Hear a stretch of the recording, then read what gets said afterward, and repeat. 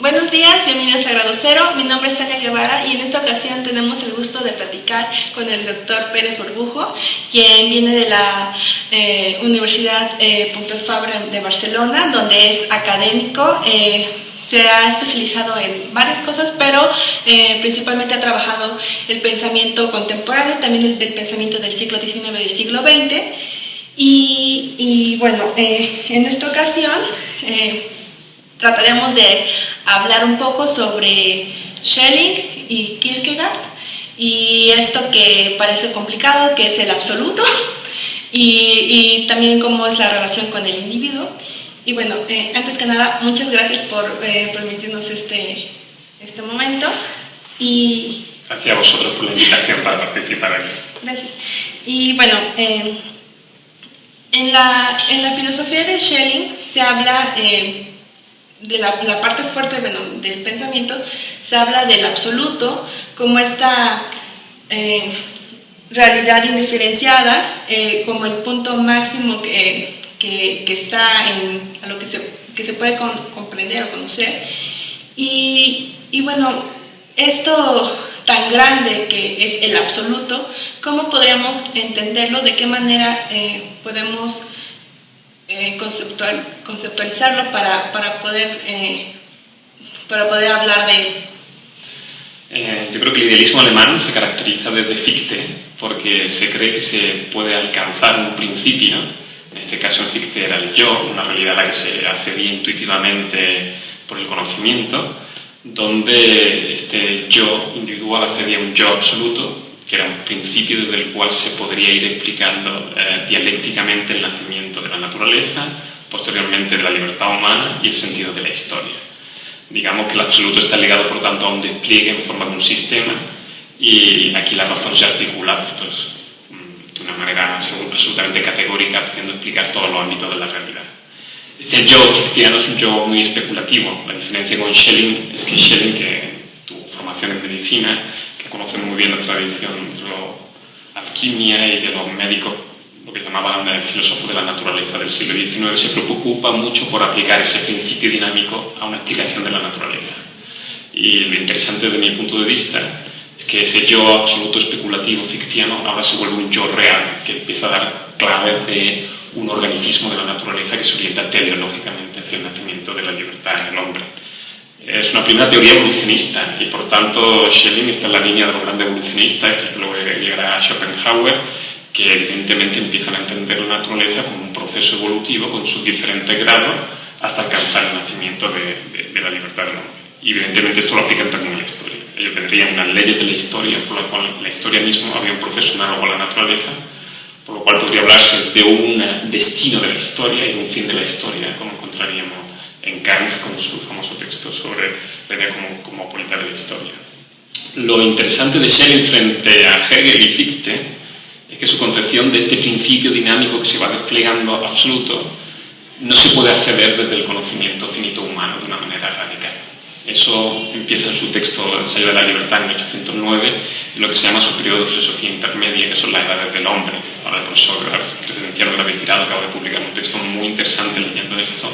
Y lo que acontece ahí, como dice el propio Schelling, es que la razón finita humana entra en una especie de crisis.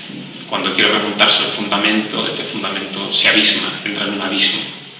Y aquí la razón intelectual ideal entra y choca con un fundamento real, este fundamento de la naturaleza, que es una especie de fundamento aórgico, bárbaro, salvaje, que está ahí latente siempre, que la razón quiere traer a la luz, pero que no puede nunca traer a la luz. Digamos que este hundimiento de la razón va dando lugar a distintas reflexiones en torno al tiempo originario, a la realidad del mito como explicación de aquellos tiempos antiguos de la naturaleza, y también una especie de proyección hacia la dimensión del futuro, lo que llaman una razón profética, donde el fin no se puede esclarecer de una manera clara. En este sentido, yo creo que Schelling es uno de los grandes promotores de la filosofía del siglo XX, porque empieza a establecer una idea de condición de finitud existencial, sin renunciar por eso a un intento de razón que quiere abarcar desde el inicio hasta el final. Es una especie de absoluto quebrado, una especie de real idealismo, donde el elemento, digamos, de un idealismo especulativo ha quedado corregido y absolutamente puesto en un nuevo orden. Esto lo encontraremos luego en el pensamiento psicoanalítico, en Zizek, todos los grandes filósofos contemporáneos, luego también se han acercado a Schelling como aquella gran alternativa al pensamiento hegeliano que dominó sobre todo en el marxismo y el existencialismo en las primeras 50 décadas del pensamiento contemporáneo. Claro. Y bueno, ahorita mencionó sobre el existencialismo y bueno, también Kierkegaard, bueno, se considera el padre del existencialismo, pero bueno, parece que alguna lectura quizás sesgada de Kierkegaard frente a Schelling es ese sentido de oposición, de centrarnos en el individuo más, bueno, existencialista, Kierkegaard como existencialista se centra más en la cuestión del individuo, del sujeto individual, y parece que se opone a la postura del absoluto de Schelling, pero quizá esta lectura no sea del todo correcta o no estoy segura, bueno, conforme lo que acaba de decir. ¿Hay algún punto de encuentro entre la filosofía del pensamiento de Kierkegaard frente al de Schelling, o sí se puede hablar de una ruptura en tanto las concepciones de individuo y y el estar frente o querer acceder al absoluto? En los últimos 20 años se ha hecho una relectura profunda sobre Kierkegaard y se ha empezado a matizar algunas cosas que se habían dado por supuesto en la recepción anterior. La primera era el claro tono anti-hegeliano de Kierkegaard. Entonces, lo primero que parece claro es que el conocimiento que Kierkegaard tenía de Hegel, en primer lugar, era parcial, pero que también en el proyecto kierkegaardiano, a pesar de su énfasis sobre el individuo y el existencialismo, por su herencia en Heidegger y luego en Sartre, que se ha considerado, sobre todo en el pensamiento francés, Jean Ball lo considera el padre del existencialismo, vemos que no, que es mucho más decimonónico y que pertenece a una tradición donde el elemento especulativo, donde el avance entre distintas esferas de la vida, el pensamiento de Kierkegaard sigue siendo tan especulativo como el de Hegel y, digamos, en la línea también de Schelling, con lo cual yo lo aproximaría más a las figuras de Schelling y Hegel que no a lo que nosotros hemos querido leer como un filósofo existencialista en términos del pensamiento contemporáneo del siglo XX. Por otro lado, hicimos un texto, editamos un texto que se llama Ironía y Destino, Filosofía secreta de Søren Kierkegaard, y editamos los manuscritos de las lecciones de Kierkegaard de Schelling en Berlín, porque Kierkegaard fue a Berlín en el último año cuando Schelling está hablando de su filosofía de la mitología y la revelación, y lo que intentamos demostrar es que el concepto de libertad, que es clave en Schelling, y que su concepto de absoluto, aquel que lo diferencia radicalmente de Hegel y que lo pone en una línea de lo que yo he denominado metafísica de la voluntad, acercaba su planteamiento mucho al planteamiento de Kierkegaard. O sea que hay una clara afiliación en el concepto, por ejemplo, de angustia, en la enfermedad mortal, donde se habla de este individuo pero que está luchando con una idea de absoluto, donde la angustia de la libertad está ligada a algún concepto absoluto. Aquí yo veo una ligación muy clara con el último Schelling y con esta idea de angustia, combate, razón, libertad frente a este fondo aórgico absoluto al cual no se renuncia, porque en Kierkegaard sigue habiendo un concepto de absoluto. Muy bien, y bueno, precisamente es en esta parte donde se habla de la angustia y la desesperación, me parece que cuando se hace esta lectura tradicional de Kierkegaard, y bueno, o de cualquier existencialista, es cuando se centra en las discusiones internas.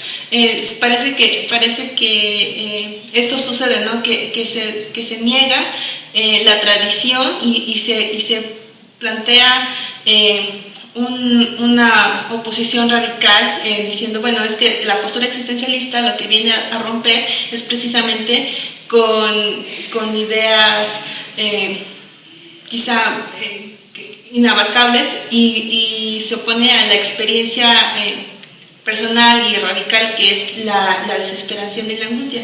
Y bueno, tengo entendido que en un momento se va a presentar la ponencia sobre la figura de Don Juan en la filosofía. Y bueno, Kierkegaard, de la primera novela que tiene de Historias de un seductor, el diario de un seductor, perdón, me parece que también está él es la encarnación de la figura del Don Juan. Mi pregunta sería, en esta concepción del hombre seductor, pero también un hombre atormentado, ¿cómo podemos ver la reflexión, no sé, filosófica situada en su proceder, en su vida, ¿no? Lo que es, fascinante la interpretación de Kierkegaard sobre Don Juan en su texto Lo uno, lo otro, el estado inmediato del erotismo musical, es su fascinación, la que él comparte junto con Eta Hoffmann y mucho más, sobre el Don Giovanni de Mozart. Él cree que el Don Giovanni de Mozart es la encarnación real de este poder de seducción irresistible, una especie de voluntad de poder aplicada en término erótico. Don Juan seduce porque es música, la música expresa esta potencia de seducción. En realidad no estamos hablando de un tipo psicológico, no estamos hablando de un sujeto humano, estamos hablando de una especie de potencia demiúrgica o diabólica que tiene este poder de concertar en referencia a sí, todo gira alrededor de sí. Entonces en el Don Giovanni de Mozart lo que explica es que no es el personaje de Don Juan, sino toda la música, que son todos los personajes que giran alrededor de Don Juan, Doña Elvira, Doña Ana, que se van integrando, que se van travestiendo con su voz, como le pasa a Leporello. Leporello acaba hablando con la voz de Don Juan. Esto lo que indica es esta especie de poder de seducción que llama lo sensual en sí, que solo la música de Mozart ha conseguido expresar. Esta idea de concebir al Don Juan como potencia universal, como deseo, como voluntad deseante, esto evidentemente coincide plenamente con la reflexión que Kierkegaard hace como la voluntad en el nacimiento de la naturaleza. O sea que curiosamente vemos que en Kierkegaard, en estas primeras reflexiones, su interpretación del Don Juan vuelve a ser en una línea del pensamiento idealista, entendido en unos términos que a nosotros nos pueden resultar extraños si no conocemos a Schelling y tenemos una visión muy estereotipada de lo que es el pensamiento hegeliano. Claro, porque es lo que menciona Schelling en alguna parte, el espíritu viviente, que es lo que tiene fuerza en el absoluto, ¿no? Y bueno, quizá para concluir, bueno, ya había mencionado la influencia de Schelling en algunos pensadores más contemporáneos, pero ¿cuál sería la influencia de Kierkegaard en la filosofía actual? Yo creo que a partir de la década de los 60, uno de los mayores estudiosos de Schelling, que se llamaba Xavier Tillet, dijo que había un renacimiento de Schelling. Schelling, sin embargo, ha sido el gran fecundador del pensamiento del siglo XX a través de Heidegger. Esto está más que demostrado. Heidegger leyó todo el pensamiento idealista alemán, pero en sus conceptos de proposición de fundamento, en sus conceptos de identidad y diferencia, lo que está pensando es esa unidad indiferenciada del origen, de donde salen dos principios que dialécticamente lo dinamizan todo. La influencia de Schelling en Heidegger es tan clara que la influencia de Heidegger en el 20 pues, llega a todas las líneas que podamos conocer, en Levinas, en Bátimo, con lo cual tenemos una línea muy clara donde Schelling ocultamente ha ido fecundando todo el pensamiento del siglo XX. Y de hecho en los conceptos de identidad y diferencia, hasta llegar a Deleuze, está presente el pensamiento de Schelling. Esto la gente no lo conoce, pero yo creo que es bastante obvio para los expertos en el ámbito de la filosofía del pensamiento contemporáneo. La influencia de Kierkegaard ha sido muy reconocida, o sea, es ya ampliamente reconocida desde Jean Balde, y bueno, la herencia que este pensamiento ha tenido Heidegger mismo, que era un gran lector de Kierkegaard, pero otros pensadores del siglo XX, donde las referencias a Kierkegaard son continuas y sistemáticas. Y yo creo que el sueño de un absoluto roto se ha convertido en la gran paradigma del pensamiento filosófico occidental del XX. No hay una renuncia al absoluto, lo que hay es una nostalgia del absoluto, al mismo tiempo que una conciencia de la finitud que no nos permite el acceso que pensábamos tan fácil y tan sencillo al absoluto. Evidentemente, el idealismo alemán, desde mi punto de vista, es una mezcla brutal, una síntesis muy alemana de religión y filosofía, lo cual nos hace pensar que esta influencia de Schelling y Kierkegaard tiene que ver con una cierta nostalgia de una hibridación casi enfermiza entre religión y filosofía, que en nuestros tiempos de supuesta secularización evidentemente se vuelve mucho más comprensiva y extraña, como una forma de melancolía o nostalgia del absoluto, o como queramos llamarlo. no sé si hay tiempo todavía, pero bueno, precisamente ahorita en lo ahorita que mencionaba, esta unión de filosofía y religión, bueno, llega un momento en la filosofía de Schelling que este idealismo trascendental es filosofía de la religión. Y mi pregunta sería, bueno, claro, hay distinciones claras, pero hay algunas no tan obvias entre el estudio de la filosofía de la religión y la teología. ¿Cómo podríamos diferenciar en que pese a que la noción de Schelling aborda por un ámbito teleológico, no sería precisamente teológico, o si hay alguna manera de diferenciar estos aspectos? Es que la tradición alemana de corte protestante, cosa que nosotros no estamos muy acostumbrados, pero los grandes pensadores idealistas, tanto Schelling como Hölderlin, se fundaron en el seminario de Tübingen y por tanto eran la formación de futuros pastores protestantes. En ello la formación teológico-religiosa es inmensa, como su conocimiento del hebreo, de la lengua semítica. Por eso pueden hablar de los mitos, pueden hablar del mundo semítico antiguo, porque su formación en el seminario le ha dado este potencial, con lo cual en ello se produce una síntesis extrañísima de formación ilustrada del ámbito revolucionario francés con una formación teológica absolutamente impresionante. Entonces, ellos hibridan esas dos cosas. En la línea de Lessing dicen que las verdades de revelación deben transformarse en verdades racionales. Entonces, su concepto de la filosofía es que ellos deben explicar filosóficamente algo que, según ellos, está contenida en la revelación. De ahí que Schelling, como Hegel, acaben con una filosofía de la revelación, o sea, un intento de pensar filosóficamente en términos de concepto de razón, de absoluto, de espíritu absoluto, toda una historia de la revelación, con todo eso que implica para el mensaje para la humanidad. Y yo creo que es evidente que esta fusión une filosofía, porque es filosofía, por tanto teología, con un concepto de revelación, que en muchos casos es narrativo, porque evidentemente la revelación lo que ha dado y ha puesto las bases, como enseña el pensamiento postmoderno, de una filosofía de la narración. O sea, un gran relato narrativo sobre una historia teodiceica de salvación, o de un relato sobre el inicio, un relato sobre el fin, un relato sobre la ordenación de los tiempos, un relato sobre el instante de eclosión de los tiempos. Claro, no ha acostumbrado a medir la historia, como lo hubiera Hegel, con esta especie de medida en la cual ella tiene que tener una narración con una coherencia, con un desarrollo. Pero a partir de aquí, Ricoeur, toda una serie de Auerbach, Kermode, sobre cómo tener que pensar el concepto de fin narrativo, cómo tener que pensar. O sea, en esto creo que ellos han sido también unos grandes fecundadores de lo que llamamos filosofía de la narración en el siglo XX. Y por eso precisamente está esta unión de la filosofía y la literatura, o cómo podemos desde la filosofía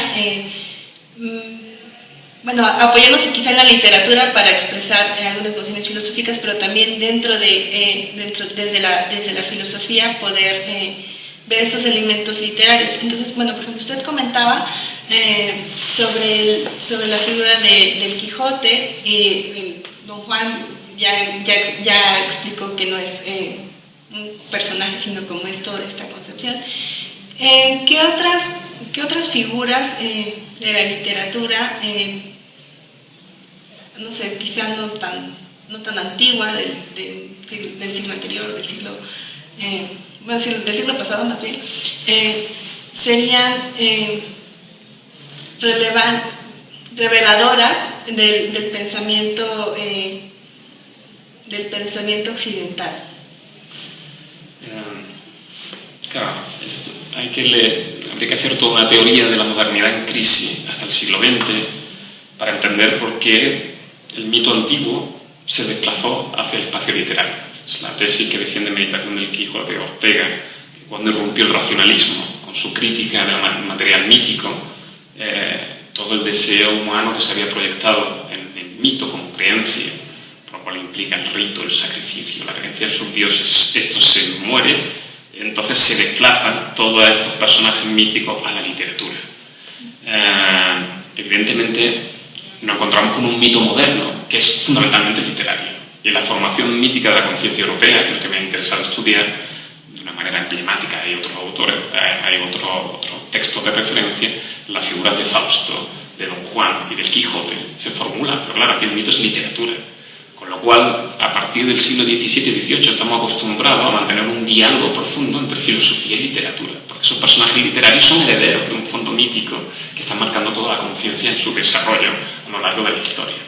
Eso explica también por qué el cambio, por ejemplo, en los grandes modelos narrativos del siglo XX, de Joyce, Proust, ha generado un cambio en la estructura narrativa, pero un cambio en la mentalidad filosófica, y el diálogo entre filosofía y estos grandes textos ha sido inmenso. O sea, cuando encontramos a Benjamin comentando a Baudelaire, a Kafka, a Proust, pero que todos los pensadores posteriores, cada uno de ellos ha hecho referencia a algún texto literario que para ellos ha sido fecundo para iluminar ideas. Con lo cual digo que deberíamos profundizar más en un diálogo entre filosofía y literatura que no se ceñiera literalmente a los epígonos de la deconstrucción derridiniana y una especie de, no solamente la deconstrucción del texto o a diluir la filosofía en literatura en el peor sentido de la palabra, sino que conservando ambos su propio dominio, tiene lugar un diálogo fecundo que yo creo que empezó mucho antes. O sea que esta no es una cuestión, digamos, novedosa, sino constante en la historia de la humanidad. Sí, pero es recientemente que se voltea la mirada a esta relación, ¿no? Porque, bueno, como señala, no hay cosas exactamente nuevas, pero el enfoque que se da, la forma en la que los pensadores hacen estos estudios, sí representa cierta originalidad frente a la tradición. Y bueno... Sí, porque... Por lo que hemos hablado antes, los sistemas narrativos están formulados en el XIX desde el esquema de una filosofía de la revelación, donde se unen religión y filosofía. Luego nuestra forma de narrar, la gran novela del siglo XIX, está ligada a esos modelos. En el momento en que estamos hablando de un proceso de secularización, de pérdida o de transmutación de ese fondo de revelación, está claro que los modelos narrativos cambian, pero cuando cambian los modelos narrativos, que es lo que estamos hablando, cambiará también con ellos los modelos narrativos de la filosofía. Y está claro que nadie hace filosofía ahora como lo hacía Hegel o Schelling, como no, más que patente, ni la escritura filosófica del siglo XX será como la escritura filosófica del siglo XIX. O sea, en esto van ligados, es lo que estamos diciendo, que no se pueden disociar. Claro. Y bueno, quizá esta pregunta está un poco fuera de lugar porque mi intención es como hacer una predicción exacta, pero bueno, siguiendo este desenvolvimiento de tanto de las figuras literarias como la filosofía en sí, ¿cuál podría ser, quizá aventurar una respuesta, cuál podría ser el modelo que siguiera a la época en la que estamos? Después, ¿cómo podríamos hablar en unos 70 años quizá, cómo se presentaría la filosofía en relación a la literatura? ¿Es posible pensar a futuro cuál sería el siguiente paso de estas relaciones en el discurso o es muy prematuro abordarlo? No lo sé, pero preguntárselo es una buena cuestión, porque la posmodernidad, o alguna parte de la posmodernidad, pareció liquidar el concepto de futuro y por tanto el concepto de fin. Lo que se ha habido en los últimos tiempos, la década 80 y los 90, una especie de obsesión por los orígenes, ¿sí? Como empezó el siglo XX, lo matricial, el inicio, una filosofía del inicio, grandes pensadores hablando de una filosofía que es importantísima, pero lo que se hemos dado cuenta es que una verdadera concepción del inicio es indeligable de una conexión con algún tipo de teleología o finalidad, y por tanto con la cuestión del futuro. Entonces, después de la muerte de los grandes pensamientos utópicos, de las grandes revoluciones, del marxismo, o sea, parecía que había una renuncia definitiva al concepto de fin y que ya no podía preguntarse o en términos apocalípticos, que ha sido lo que ha definido la posmodernidad, o en términos de fin de la historia, o en términos del fin del gran relato. Yo creo que ahora somos un poquito más humildes, pero un poco más conscientes de que cualquier forma narrativa tiene que integrar de alguna manera la concepción del fin. Y por tanto yo creo que va a haber una revisitación de los conceptos de sentido, finalidad, apocalipsis, milenarismo. O sea, vamos a revisitar otra vez el concepto de la finalidad y vamos a empezar quizá a poner en su sitio el concepto de inicio, que hasta la década 80 y 90 ha adquirido un protagonismo absolutamente desproporcionado. Okay. Bueno, pues muchísimas gracias por Muchísimas gracias a esta vosotros. conversación y bueno, los invitamos a seguir con la programación de Grado Cero y también pueden revisar el WordPress gradoceroprensa.com y bueno, por mi parte esto ha sido todo, muchas gracias. Muy bien, muchísimas gracias, muy interesante. No sé. Las preguntas muy interesantes, te lo agradezco, ha sido muy estimulante. Y ya al final es las